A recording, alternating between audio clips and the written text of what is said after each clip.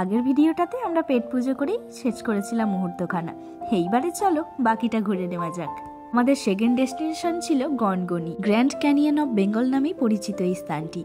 পশ্চিম মেদিনীপুর ডিস্ট্রিক্টের গড়বেতা টাউনেই এটি অবস্থিত। প্রকৃতির এই নানান ধরনের অপরূপ সৃষ্টিগুলো দেখলে মন একেবারে ভরে যায়। ওদিকের পিকনিক শেষ করে পৌঁছতেই এদিকে নেমে গিয়েছিল সন্ধ্যা।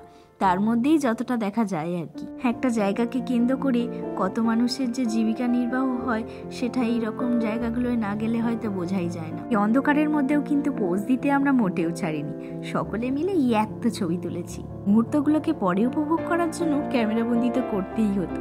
শীতের সন্ধ্যায় এই গরম চা মুহূর্তটাকে আরো সুন্দর করে তুললো। এইবারে একেবারে বাস ছাড়লো বাড়ির উদ্দেশ্যে রওনা দেওয়ার জন্য।